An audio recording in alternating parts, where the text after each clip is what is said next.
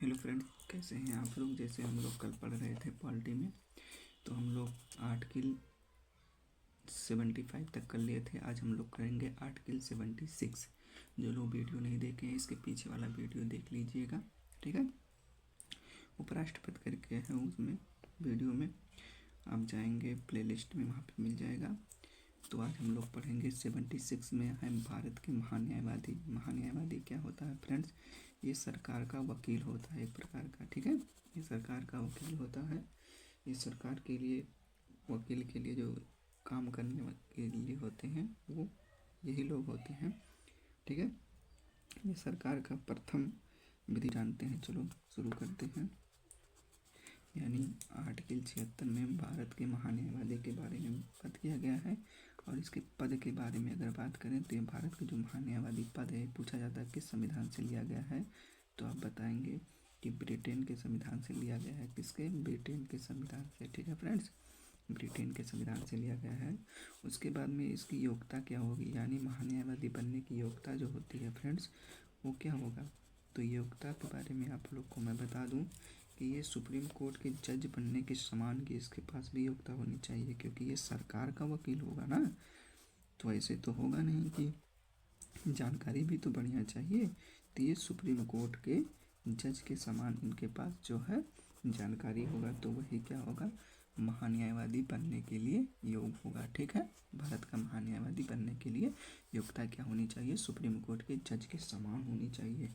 अच्छा, अब इनका कार्यकाल के बारे में जान लो। कार्यकाल, ठीक है। तो आप लोग को बता दें कि इनका कोई कार्यकाल निश्चित नहीं है कि 3 साल 5 साल। ये राष्ट्रपति के प्रसाद पर्यंत पर कार्य करते हैं। किसके? राष्ट्रपति के प्रसाद पर्यंत पर कार्य करते हैं गाइस। ये क्वेश्चन पूछा जाता है कि महान्यायवादी का कार्यकाल है, तो उसमें दिया होता है कि कोई नहीं, और एक उसमें से दिया होता है कि राष्ट्रपति के प्रसाद पर्यंत पर, तो आप वहाँ टिक करेंगे राष्ट्रपति के प्रसाद पर्यंत पर। इसका कोई भी कार्यकाल निश्चित नहीं है, ठीक है फ्रेंड्स। उसके बाद में इनके वेतन भत्ते के बारे में बात कर लेते हैं। वेतन और भत्ता, वेतन भत्ता भी तो इनको मिलेगा। तो हाँ, वेतन भत्ते के बारे में भी जिक्र इनका संविधान में नहीं है, ठीक है। ये राष्ट्रपति के प्रसाद पर्यंत पर भी इनका ये दिया जाता है कि राष्ट्रपति निश्चित करते हैं कि कितना दिया जाएगा। निर्धारित कौन करेगा? राष्ट्रपति करेंगे, ठीक है। निर्धारित कौन करता है? राष्ट्रपति करता है। कहा जाता है कि सुप्रीम कोर्ट के जज के समान, यानी उनकी जो पावर है जज के समान, उनका पावर भी तो है, तो उसी हिसाब से इनको जज के समान इनको वेतन भी दिया जाता है, ठीक है। भारत के महान्यायवादी का वेतन भत्ता सुप्रीम कोर्ट के जज के समान, योग्यता भी सुप्रीम कोर्ट के जज के समान होनी चाहिए। अच्छा, अब क्या है और इनके कर्तव्य क्या है, ठीक है। सत्य एवं कर्तव्य के बारे में हम लोग जान लेते हैं, ठीक है फ्रेंड्स। तो सबसे नंबर एक इनका क्या हो जाता है कि सरकार का प्रथम विधि परामर्शदाता होता है, यानी कानून के बारे में बताता है, सरकार को सलाह देता है। तो सरकार का प्रथम विधि, ठीक है। सरकार का प्रथम विधि परामर्शदाता होता है, ठीक है फ्रेंड्स। सरकार का क्या होता है? प्रथम विधि परामर्शदाता होता है। दूसरा पॉइंट क्या हो जाएगा? ये सरकार को क्या करता है? कानून संबंधित जानकारी देता है। क्या? कानून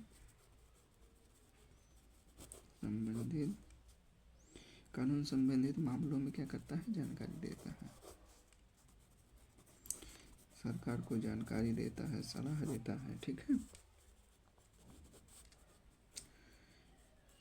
ये प्रकार से सरकार का वकील होता है, तो सरकार को ये सब जानकारी देता है, कानून की जानकारी देता है। परंतु इसमें एक बात ये आप नोट करके लिख लिए कि राष्ट्रपति इनके जो बात होगी, जो सलाह देंगे ना, ये बाध्यकारी नहीं है। ये अगर ये सलाह दे देते हैं कि ऐसे करना है, ऐसे करना है, ये कानून है, तो ऐसा नहीं है कि ये जो बता देंगे राष्ट्रपति वही मान लेंगे। राष्ट्रपति का मन माने या ना माने, ठीक है, इसके लिए ये बाध्यकारी नहीं है राष्ट्रपति। उसके बाद में एक पॉइंट और लिखिए इसमें, संसद के किसी भी सदन के अगर ये सदस्य है, संसद की किसी भी अगर समिति का सदस्य है, ठीक है, तो ये वोट कर सकता है। अगर समिति का सदस्य है तो ये वोट कर सकता है। क्या हो सकता है? उसमें उपस्थित हो सकता है, ठीक है, उपस्थित हो सकता है, उसमें भाषण दे सकता है, ठीक है, और उसमें वोट भी कर सकता है, ठीक है। लेकिन यहाँ पर एक पॉइंट और है कि संसद यानी संसद का सदस्य, संसद का सदन यानी लोकसभा और राज्यसभा, संसद के सदन में यानी लोकसभा राज्यसभा में क्या हो सकता है? ये उपस्थित हो सकता है, उपस्थित हो सकता है, भाषण भी दे सकता है, बट वोट नहीं कर सकता। ये पॉइंट बहुत ध्यान देने वाली है, क्योंकि ये किसी भी सदन का सदस्य नहीं होता। जो महान्यायवादी होता है, ना तो लोकसभा ना तो राज्यसभा, किसी भी सदन का सदस्य नहीं होता है, इसलिए वोट नहीं कर सकता है, ठीक है। वो वोट नहीं कर सकता है, भाषण दे सकता है, उपस्थित हो सकता है, लेकिन वोट नहीं कर सकता है। पॉइंट है महान्यायवादी अपने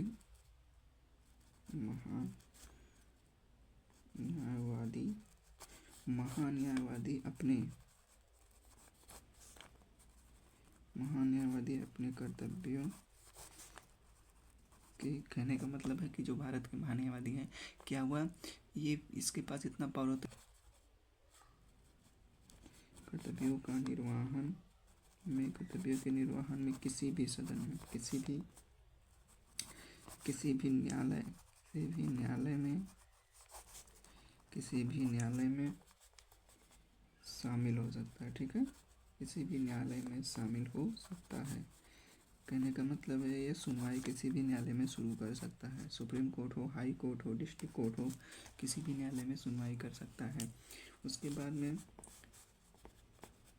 अगला पॉइंट लिखिए। इसमें अब ये पूछा जाएगा कि जैसे ये सरकार का वकील होता है ना, तो सरकार का वकील होता है तो क्या ये प्राइवेट भी किसी के लिए केस लड़ सकता है? तो हाँ, एक दूसरों के लिए भी केस लड़ सकता है, बट वो सरकार के खिलाफ नहीं होना चाहिए।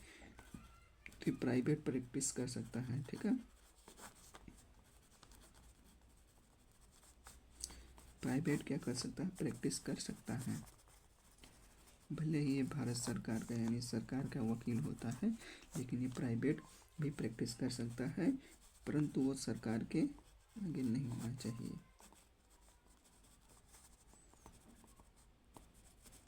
सरकार के अगेंस्ट नहीं होना चाहिए, ना हो, ठीक है।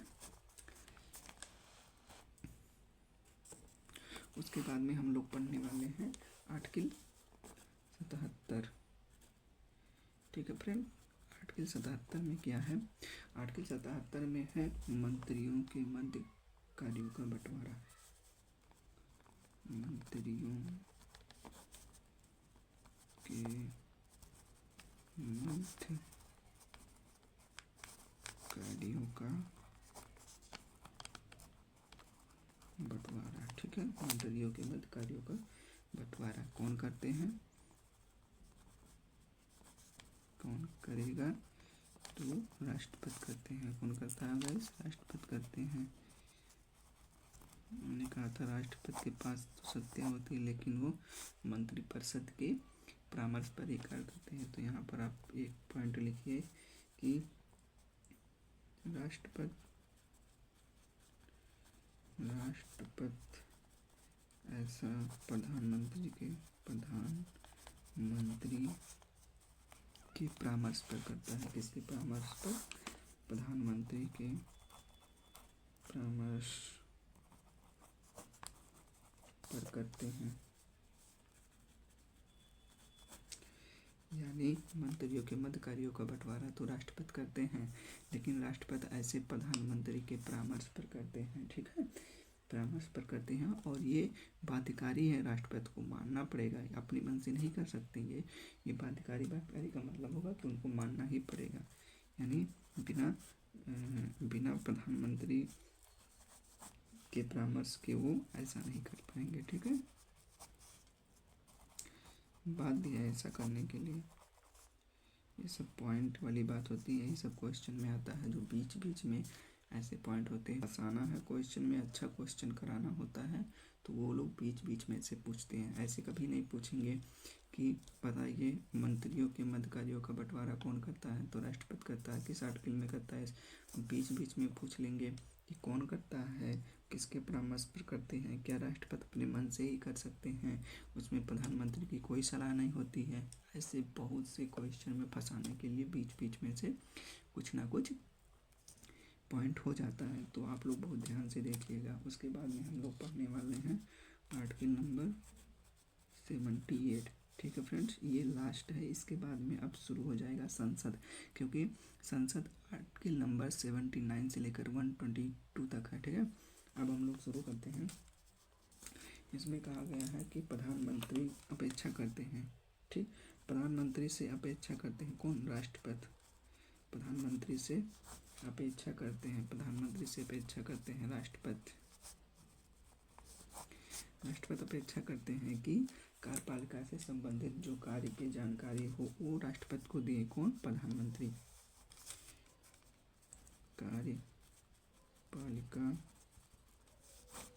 कार्यपालिका से संबंधित कार्यपालिका से संबंधित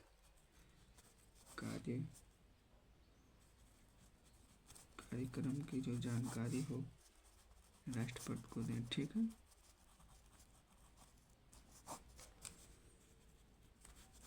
समय समय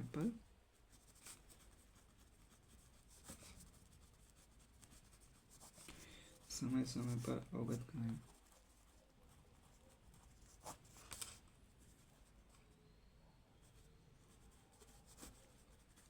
आर्टिकल नंबर 78, प्रधानमंत्री से अपेक्षा, यानी राष्ट्रपति चाहते हैं कि जो कार्यपालिका से संबंधित जो जानकारी हो, जो काम हो, वो राष्ट्रपति को समय समय पर अवगत कराते रहें।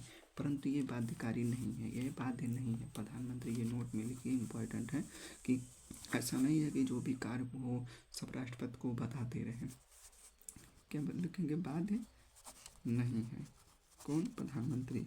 ऐसा नहीं है कि जो भी काम हो कार्यपालिका से संबंधित वो देते रहे राष्ट्रपति को जानकारी, ऐसा बाध्य नहीं है। यानी बाध्य नहीं है कि जो कार्य करे वो बताएं ही, मन करे तो बताएं, मन करे ना बताएं। ठीक है, लेकिन अपेक्षा करते हैं राष्ट्रपति की वो 70। ये भी ऐसे पूछा जाएगा क्वेश्चन कि आप बताइए कि कार्यपालिका से संबंधित कार्यों को जानकारी राष्ट्रपति किस आर्टिकल के तहत प्रधानमंत्री से जान सकते हैं, तो आप बताएंगे आर्टिकल 78 के तहत। ठीक है, उसके बाद में हम लोगों ने पढ़ा क्या, हम लोगों ने पढ़ा आर्टिकल 77। आर्टिकल 77 में है मंत्रियों के मध्य कार्यों का बंटवारा। तो ये पूछा जाएगा मंत्रियों के मध्य कार्यों का बंटवारा कौन करता है, तो राष्ट्रपति करते हैं, लेकिन ऐसा वो प्रधानमंत्री के परामर्श पर ही करते हैं। ठीक है, किस आर्टिकल में, 77।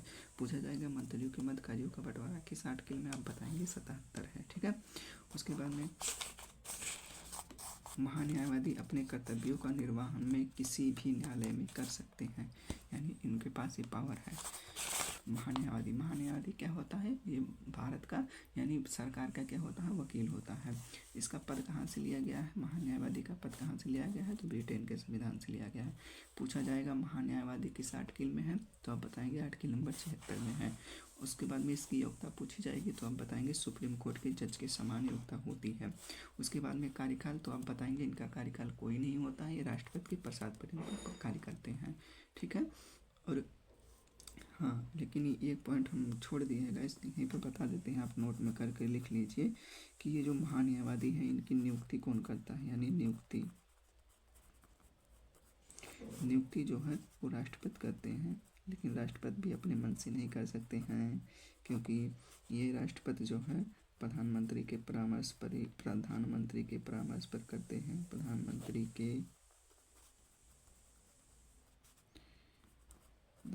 के परामर्श पर। ठीक है, ये आप लिख लीजिए, छूट गया था। उसके बाद में कार्यकाल तो प्रधानमंत्री के परामर्श पर होता है, राष्ट्रपति के परामर्श पर करते हैं। वेतन के बारे में बात करें तो इनका वेतन जो है वही सुप्रीम कोर्ट के जज के समान होता है, ऐसा लेकिन संविधान में निर्धारित नहीं है, राष्ट्रपति के द्वारा निर्धारित किया जाता है। उसके बाद में शक्ति एवं कर्तव्य के बारे में अपन जान लें तो सरकार का प्रथम विधि परामर्शदाता होता है महान्यायवादी। कानून संबंधित मामलों में सरकार को सलाह देता है, लेकिन राष्ट्रपति उसकी सलाह को मानने के लिए बाध्यकारी नहीं है। संसद के किसी भी सदन का वह सदस्य नहीं होता है, और संसद के किसी भी सदन का समिति का अगर वो सदस्य है तो वोट भी कर सकता है, बाकी उपस्थित हो भाषण तो दे सकता है। और उसके बाद में कहा गया है संसद का सदस्य या लोकसभा राज्यसभा दोनों में से किसी का नहीं होता है, ठीक है, यहाँ लिख लिए नहीं है, ठीक है, नहीं है, ना तो लोकसभा ना राज्यसभा किसी भी सदन का सदस्य नहीं होता है, इसलिए वह उपस्थित तो हो सकता है इनमें, लोकसभा राज्यसभा में उपस्थित हो सकता है, भाषण दे सकता है, परंतु वोट नहीं कर सकता है, ठीक है। ये वीडियो यहीं पर समाप्त होता है फ्रेंड्स। वीडियो अच्छी लगी हो तो ज़रूर सब्सक्राइब करना। यूपीएसआई हो या यूपी पुलिस हो, कोई भी एग्जाम हो, यहाँ से पॉलिटी बहुत अच्छे से कवर हो जाएगी। बस आप डेली वीडियो आए तुरंत देखिए, एक बार ना समझ में आए दूसरी बार देखिए, बहुत ही अच्छी तरीके से बताया जाएगा एक एक पॉइंट मेरे दोस्त। अगली जो क्लास होगी वो होगी संसद के बारे में होगी।